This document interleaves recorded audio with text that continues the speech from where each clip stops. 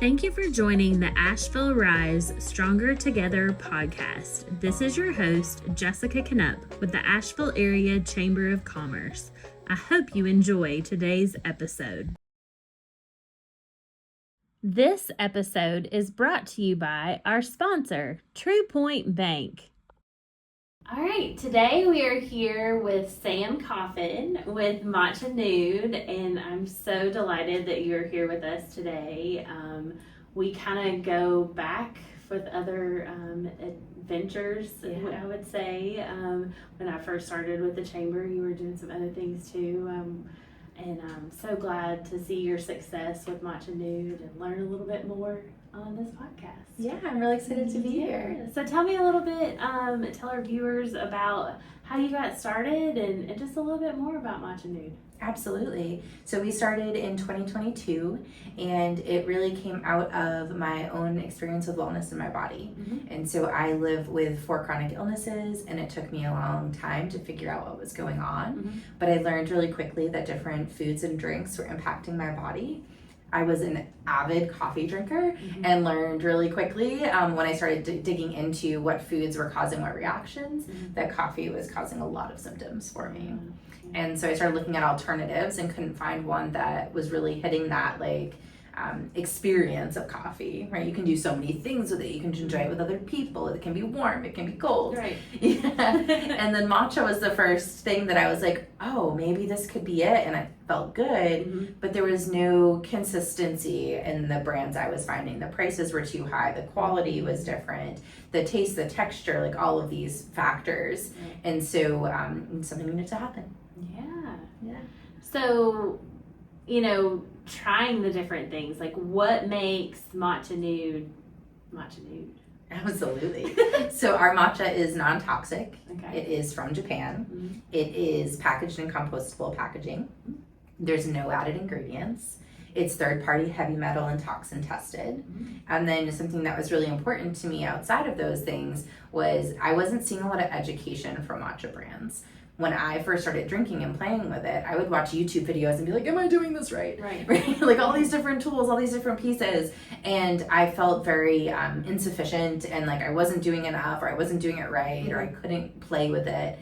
And so when I got more and more confident with it, I was like, well, I'm going to show people that they can, matcha can meet you where you're at. Right? You can throw it in a smoothie or you can make a fancy latte. And so that was another huge part of it. It was like really showing people the authenticity of who we are as a company and then meeting them where they are so that they can also be authentic in their experience. Yeah. I know you've brought it to some meetings and different things. Like, what is one of the easiest ways to create a drink? Almond or something? No, I don't know. The almond milk latte is popular, yes. Yeah. So I would say the 2 most popular recipes are going to be our make ahead iced matcha lattes, which you can do with whichever plant milk you prefer. We recommend plant milk because the polyphenols in matcha will attach to cow's milk and pull it through your body a lot faster. So your body won't have the time to absorb all the nutrients. Okay. So even if you're not dairy free, like I would still recommend a dairy free option for your matcha drinks. Okay. But yeah, the lattes are really popular. We have a cinnamon matcha latte for the winter too, where the cinnamon's actually completely incorporated into the milk while it's being steamed. So that's a really beautiful flavor. And then by far though, our most popular recipe is the matcha lemonade. Oh. Yeah. Lemonade. Ooh. We'll have to add that onto our link to make sure. That absolutely. It's really good and really easy to make and a great crowd pleaser too, or a great intro if someone isn't familiar with matcha, or we like to say if you've been burned by bad matcha, matcha lemonade's a good place to start. Okay. It's just really unbelievable what we've been through in our community. Looking back, what were those first moments of the hurricane? Like, what did that look like as a business owner? I just remember being in a complete pause and shock and like you didn't know what to do because you couldn't even leave your neighborhood and you couldn't get a hold of your staff. And for me, one of my staff members is my sister. I couldn't get a hold of my sister. And so it was just a huge pause and like, what is this experience? And I grew up in crazy storms in New England, and I've lived in the Midwest, I've lived in northern Maine. So I've experienced, extreme weather conditions before, but I'd never experienced something like that. Yeah. From a like product standpoint, like producing, like what did that look like? Well, we had no idea what happened to the kitchen that we had been working on because we couldn't communicate with anybody. Right. And so we were renting out space in a kitchen in Black Mountain at the time, and we knew it wasn't far from where a lot of devastation was out in that area. And there was a part of me that didn't want to care about the kitchen. I wanted to care about the people. And so that's where we spent our time in the beginning, was just making sure that the people that we know in the area were safe and had what they need as soon as we were able to communicate with them. And then after that is when we started thinking, okay, now what does this mean for our business? And the first thing was, one of our team members thankfully doesn't live here. She lives in Arizona.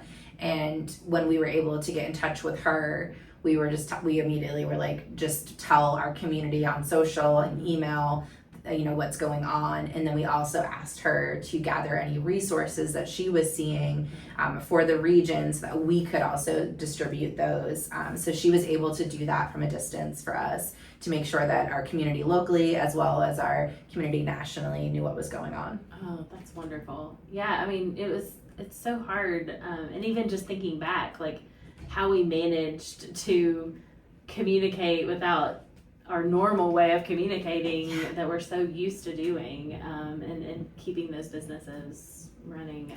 It was wild. I remember like responding to emails. There was you could leave when we were able to leave our neighborhood, there was the Wells Fargo had like a bar of service, and I could call my mom, but I couldn't call my sister.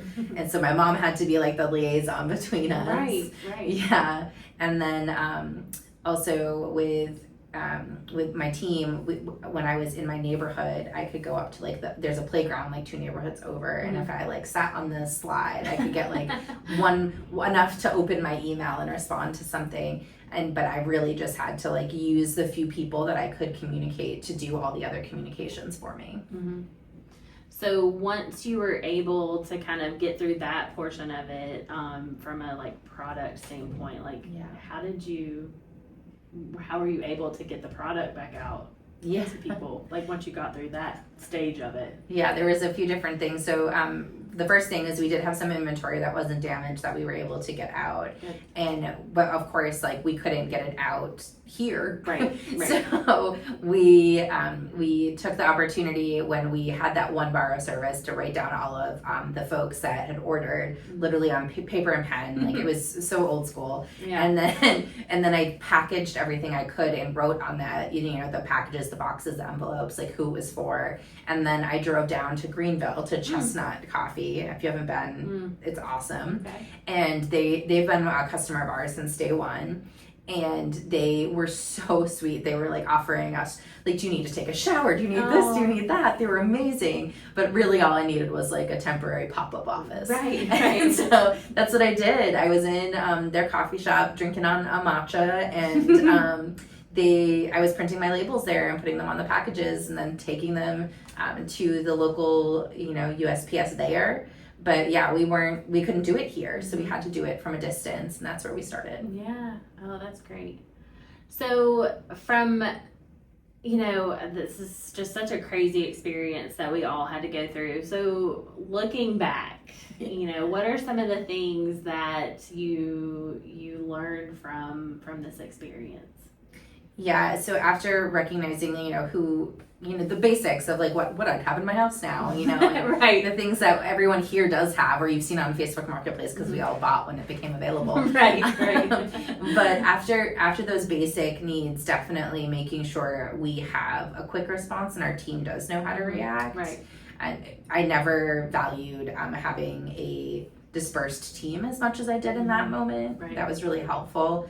But also just the ability to like sit in that moment. And we always say as our team, we're a very small but mighty team, and what we always talk about is like there isn't going to be a true matcha emergency, but there can be a people emergency. And that was just a really clear reminder that, you know, it's not the end of the world if this coffee shop in Texas doesn't get their matcha right now, because our team that was just impacted is safe. Right. And so making sure that stays in our culture, but then also being willing to communicate our needs. We were really quick to tell our community that, hey, we're okay, and we're figuring out how to start packaging the matcha with the help of the Department of Ag, because, you know, water was such an issue for a while. We then told our larger community, hey, we need coffee shops and customers outside of Western North Carolina, because even our diehard fans here, they're affected too, and they can't support us the way they want to. Right. And being bold enough to ask for that was really beneficial, because then those people that were, maybe they were thinking about bringing Matcha Nude onto their menu, they took the leap. And, you know, people that were customers but hadn't told their local coffee shop told them. Right. And so just being brave to ask for what you need. Right. And sometimes it's hard because you're like, you know, you don't ask because you're like, well, what if they say no? But then, like, if you don't ask, you don't ever know. And then now when you need it, then you hear the yes, you know, and so that's wonderful. So I know you have some exciting news to share with some collaboration. And, you know, I think in our area we do such a great job of collaboration. So absolutely, I mean, we're the best at it. So I'd love for you to tell our viewers what you've been working on. As well. Yeah, so the Stir is a communal space that Matcha Nude has opened, and it is in South Asheville, Arden. And we have pretty much signed a lease on a commercial space that we can use for production, fulfillment, and office and events. It's a very versatile space, and brought 2 other small women-owned businesses in to sublease from us. So even before this storm, we realized that the available spaces for Department of Ag approved kitchen spaces and then office fulfillment storage was very difficult for all of us. Right. Most of us were, you know, had half here, half there. Things were very segmented. You were also at the mercy of the availability of whatever kitchen you were working at. And so it was a seed that had already been planted, but then post Helene, it had, like, it was being, like, we were like force feeding it fertilizer. And we were like, this has to happen. One, because the space we were using, the person that was subleasing to us was leaving that space. And so we didn't have an option. We pretty much had 30 days to relocate our stuff, not even like get a up and running space. And so, this collaboration allows all of us to have a dedicated space. We each have our own production and fulfillment. It's all separated, just under the same roof. And so we're able to share the costs of having a space like that. And then as each of us grow, you know, people can move on with freedom and feel not having that massive burden of having to take that step into their own space on their own. Oh, that's wonderful. And they're all members of the chamber. Yes. So we have Spice Witch. And Full Moon Tea Company. Full Moon Tea Company. And yeah, you can check those out. Please do. Wonderful. Yes, so great. And then also exciting news for you with NC Idea. Yeah. So I know that was also in the works around the same time. Yeah, so we won the NC Idea micro grant beforehand. Yeah. And then during the storm, we were in the middle of the application process. Timing is everything, right? Yeah, it really was. We had submitted our initial application and had gotten accepted to the next round. But shortly after, I think it was just a few days after the hurricane, is when we were supposed to submit our revisions to the application. And of course, I couldn't. And I was, can I write it in? I was like, I can't even access my draft because it's on Google. So it was, they were wonderful at communicating and helping us have, like, you know, extended timeline on that. And then when we did get it in, we were able to, you know, be successful at giving those edits, and then shortly after won the grant. Whew, that is so exciting. It's such a such a wonderful community that we have with our entrepreneurs, you being one of them, and through our, programs that we have also with the Asheville Chamber and Venture Asheville and different programs that we have. It's exciting to see that growth in our community. Something else that happened post Helene too is Optimist Ventures. Mm-hmm. So we learned about Optimist Ventures when Jeffrey Kaplan was first, working on it, and we didn't think it was for us. But then post Helene, we realized it was for us, and we've been really lucky to be one of the first businesses in the cohort.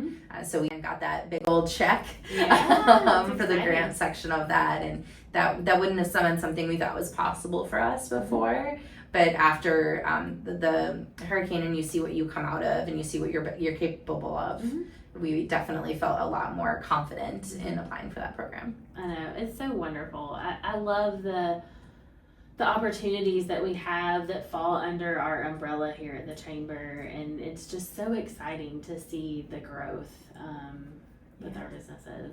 It's just great. Is there anything else that you would like to share with anybody?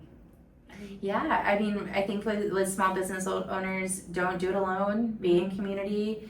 We wouldn't be where we are today if we didn't reach out to fellow business owners that were a few steps ahead of us in the beginning. Yeah. Those business owners were the ones that encouraged us to join Elevate a few years ago. And then, when we were in Elevate, we were getting encouraged to apply for Optimist, apply for NC IDEA. And so it's really easy when you are a small business owner to be in your little bubble by yourself, and working on your dream by yourself. But when you start to work with, the Chamber and other small businesses, they help you see your dream in a bigger light. And so I just really want to make sure that people realize they don't have to do this alone, and that organizations like the Chamber want to support you and elevate you, and, really be the network that you need. Yeah, absolutely. Well, I want you to tell everybody how they can order, find you, all the things. I mean, I follow you everywhere, but how else can we learn more about Matcha Nude? Yes, so we're very active on social media, Instagram, Facebook, Pinterest. We try TikTok, YouTube, all of it. But we also have a newsletter where we share lots of recipes, so things like the matcha lemonade. And so that's where you can make sure that you never miss one of those, because we all know how the social algorithms work. Yes. And then we do have a map on our website as well that shares nationally all the places that carry us. Okay. And there's a filter between if you can get a drink there or if you can buy a retail bag of matcha there. Gotcha. Okay. Well, that's great. Yeah. Well, thank you, Sam, so much for joining us today. It's been a delight having you here. Thank you. And thank you so much. Absolutely. Thanks. All right. If you enjoyed today's episode, like, comment, and subscribe. To learn more about joining the Asheville Chamber, scan the QR code on your screen or visit ashevillechamber.org. Until next time.